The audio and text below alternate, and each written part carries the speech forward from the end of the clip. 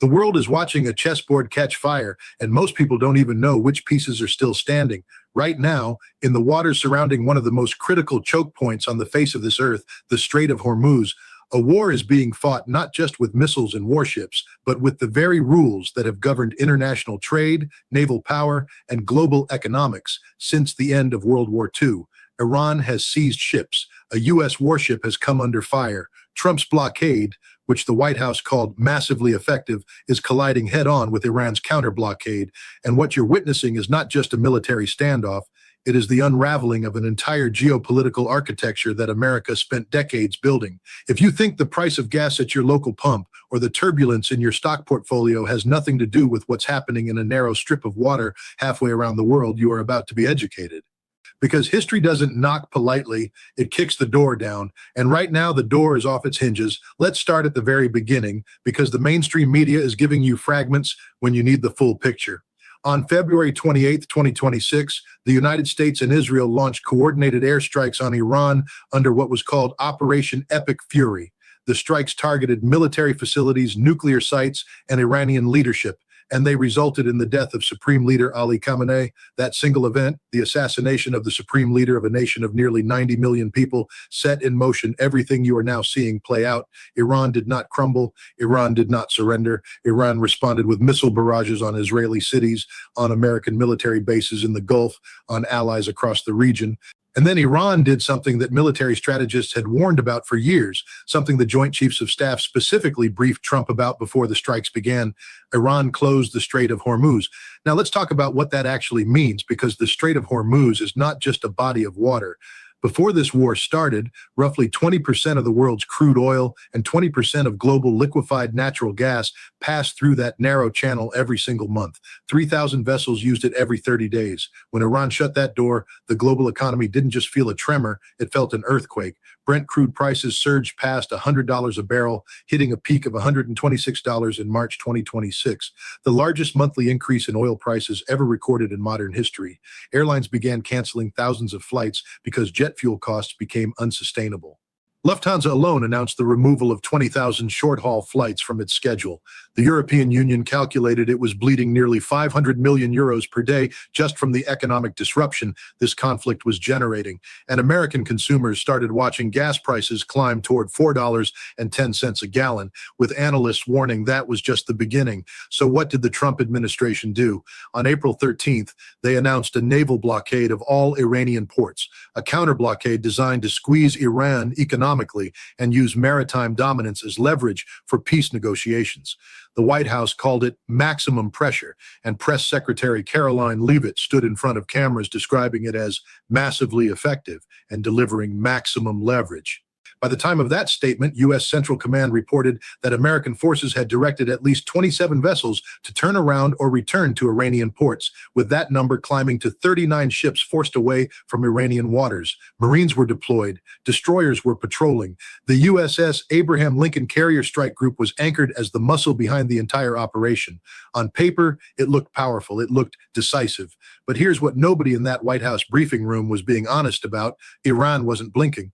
On Sunday, April 19th, the USS Spruance, an Arleigh Burke-class guided missile destroyer, intercepted the Iranian-flagged cargo ship Touska in the Gulf of Oman as it moved toward the Iranian port of Bandar Abbas. The U.S. military said the Touska had been warned multiple times over a 6-hour period to turn around, and when the crew refused to comply, the Spruance fired several rounds from its 5-inch gun, disabled the vessel, and then U.S. Marines rappelled from helicopters and boarded the ship. Trump went on Truth Social minutes later and announced it triumphantly, writing that American sailors were seeing what was on board. Iran immediately called it an act of piracy. The Iranian Foreign Ministry described the seizure as an illegal and brutal act and a clear breach of the ceasefire that had been negotiated just weeks before. The IRGC vowed retaliation, and here's where the situation becomes genuinely dangerous. They delivered on that promise faster than anyone expected. Iran's Islamic Revolutionary Guard Corps captured two foreign commercial vessels in the Strait of Hormuz, moving them to the Iranian coastline, claiming the vessels had violated maritime regulations and entered the strategic waterway without coordination. This was Iran saying something very clearly in the language that empires understand and the language of reciprocal action. You seize one of ours, we seize two of yours. You blockade our ports, we control the choke point that feeds the world's energy supply. And critically, Iran was now talking openly about imposing transit fees and requiring IRGC permission for any vessel that wanted to pass through the strait at all. That is not the behavior of a country that has been broken by a military campaign. That is the behavior of a country that believes it still holds the most important card in the game. Now let's talk about the warship angle, because this is where the story gets even more complex. U.S. Navy destroyers, the USS Michael Murphy and USS Frankie Peterson, had earlier transited the Strait of Hormuz with their automatic identification systems deliberately switched on, an unmistakable and intentional signal that Washington was challenging Iran's declared control over the waterway. Military analysts noted this was not an accident. You simply do not turn on AIS on a U.S. Navy warship passing through a contested zone by mistake. It was a message, but Iranian media reported the destroyers ultimately turned around after being confronted by IRGC forces, which launched a drone in the direction of the American warships, with the IRGC warning that any attempt by military ships to cross the strait would be met with a firm and forceful response. That is a U.S. warship being turned back. That is the blockade crumbling in real time. Let's be very clear about what this means strategically. The U.S. military has deployed billions of dollars of assets to this region.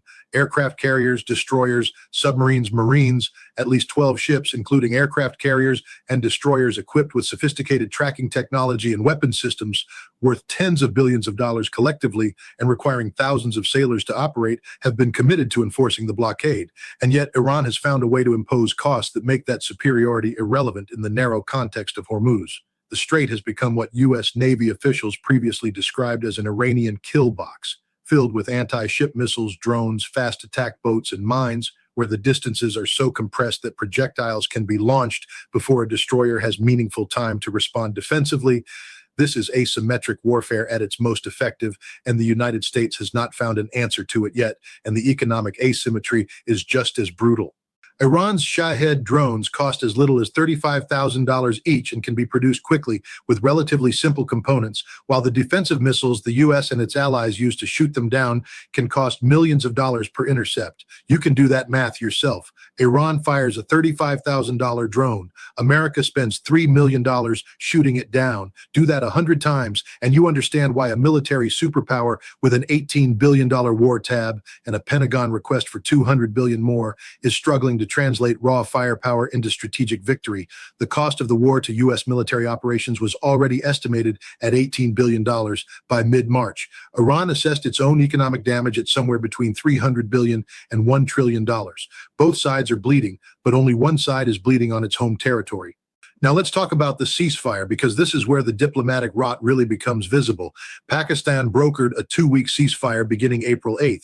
Trump announced an extension of that ceasefire, saying he was prolonging it until peace talks reached a conclusion. But in the same breath, he made clear the naval blockade was staying in place. Iran's position was equally clear. There could be no meaningful negotiations while the blockade continued. Iran's parliament speaker Mohammad Bagher Ghalibaf said a complete ceasefire only makes sense if not violated by the blockade that is, in his words, taking the world's economy hostage. Iran's ambassador to the UN said negotiations in Islamabad could resume the moment the U.S. ended its naval blockade. The problem is that Trump sees the blockade as his primary leverage. Remove it, and he believes Iran has no reason to make a deal on nuclear enrichment. Keep it, and Iran has no reason to come to the table. That is not a negotiating strategy. That is a stalemate dressed up in the language of maximum pressure. A senior Iranian lawmaker renewed Tehran's threat to ask its Houthi allies in Yemen to block the Bab el-Mandeb Strait, another critical choke point for global energy that connects the Red Sea to the Gulf of Aden, saying that Iran's Yemeni allies are waiting to deliver another blow to America and its interests worldwide. If that threat materializes, the global shipping disruption doesn't double, it multiplies. The Bab el-Mandeb and the Strait of Hormuz together represent two of the most concentrated choke points for world trade that exist. Blocking both simultaneously would be a catastrophic economic event, not just for Europe and Asia, but for the United States itself, which has already watched its consumers absorb higher gas prices, stock market turbulence, and inflationary pressure from a conflict that much of the American public still doesn't fully understand. Let's also be honest about the human cost, because that number is not abstract.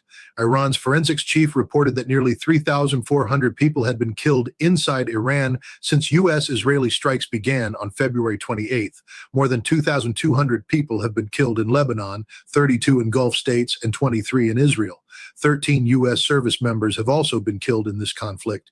Those are American sons and daughters, 13 of them gone, and the political class in Washington is still arguing about whether the blockade counts as a ceasefire violation.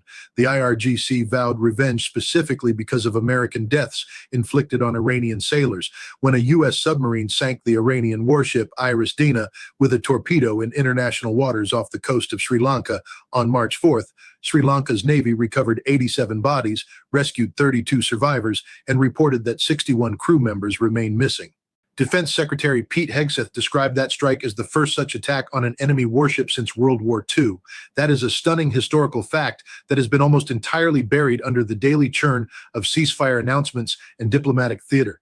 Here's the geopolitical reality that the American public deserves to understand. Despite requests from Trump for support from NATO allies China, Japan, and South Korea to secure access through the Strait of Hormuz during the current hostilities, all of them declined. Think about what that means. The United States launched this war. The United States is now asking its allies, the countries it built an entire post-World War II international order to bind together, to stand with it in the consequences of that war, and they said no.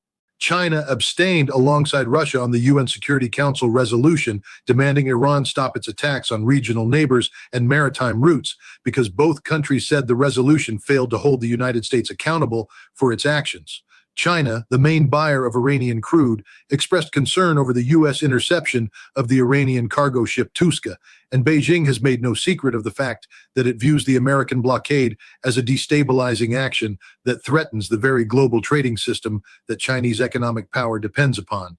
Meanwhile, the EU estimated its daily cost from the Iran war at nearly 500 million euros, and European Commission President Ursula von der Leyen warned that EU countries must channel energy aid to vulnerable households and industries or risk wasting billions as Iran war-driven oil and gas prices continue to surge. The rest of the world is paying an enormous price for a decision made in Washington.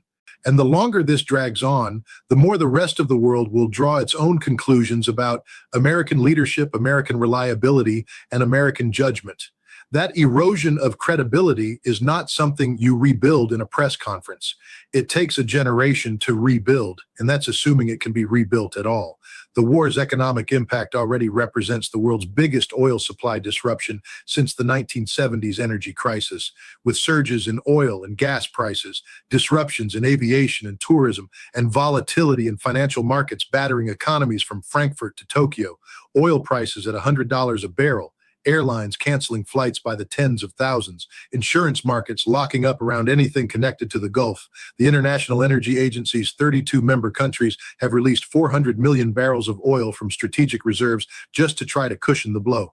The U.S. has temporarily removed sanctions on certain Russian and Iranian oil already in transit, a remarkable irony given that the stated goals of this war included crippling Iranian economic power.